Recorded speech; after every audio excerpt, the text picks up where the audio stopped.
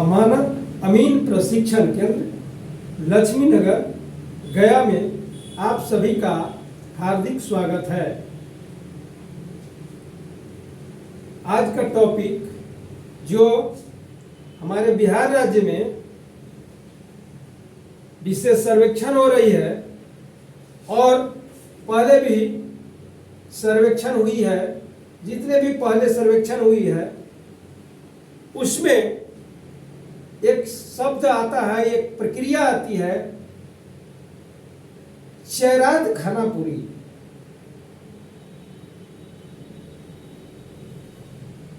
जब खानापुरी किया जाता है या कोई भी कार्य किया जाता है, बहुत सारे समस्या, बहुत सारे बाधाएं आती है।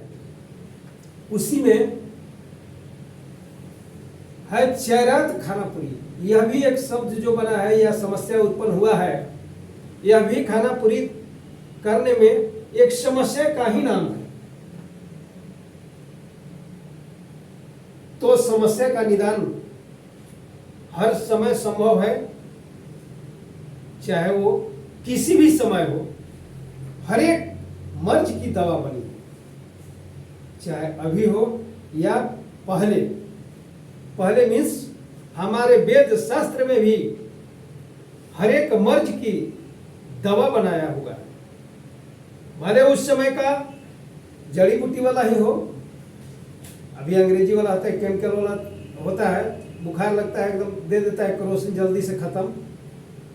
पहले भी खत्म होता था, लेकिन धीरे धीरे और दीर्घकालीन खत्म होगा तो खत्म एकदम हो जाएगा, यानी पूर्णतः वो समाप्त कर दिया जाता था। उसी से संबंधित चेरात खानापुरी है, यानी खानापुरी करने में समस्या आती है तो चेरात खानापुरी का प्रयोग किया जाता है। अब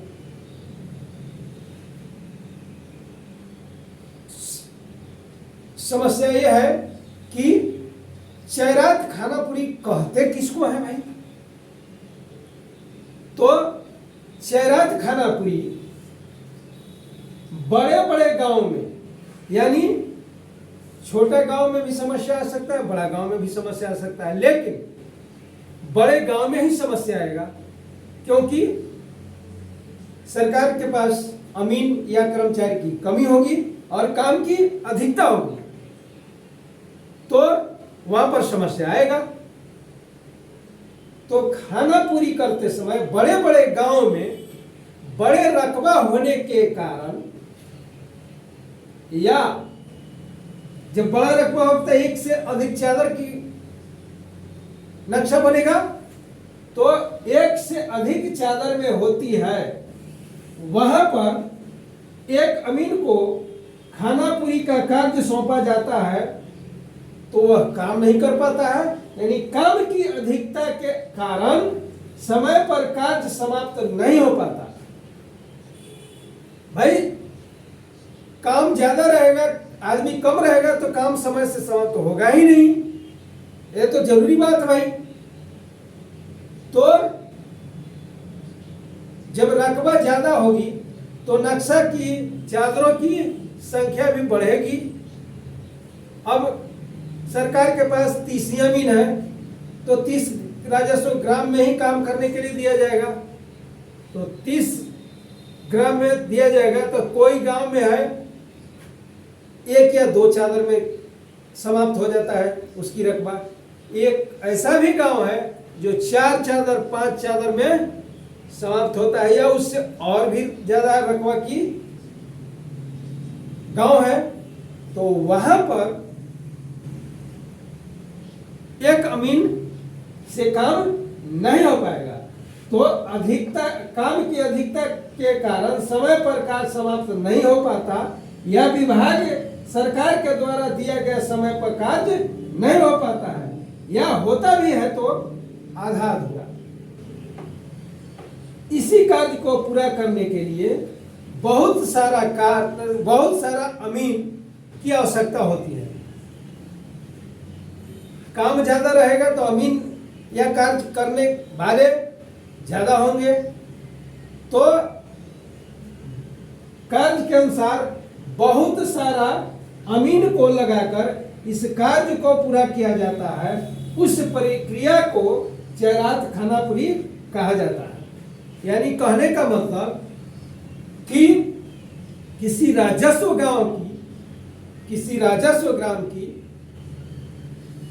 रकबा ज्यादा होने के कारण एक या एक से अधिक अमीन से काम नहीं चल पाता है, काम नहीं कर पाते हैं, उसके लिए बहुत सारे अमीन को लगाकर उस खानापुरी कार्य को किया जाता है।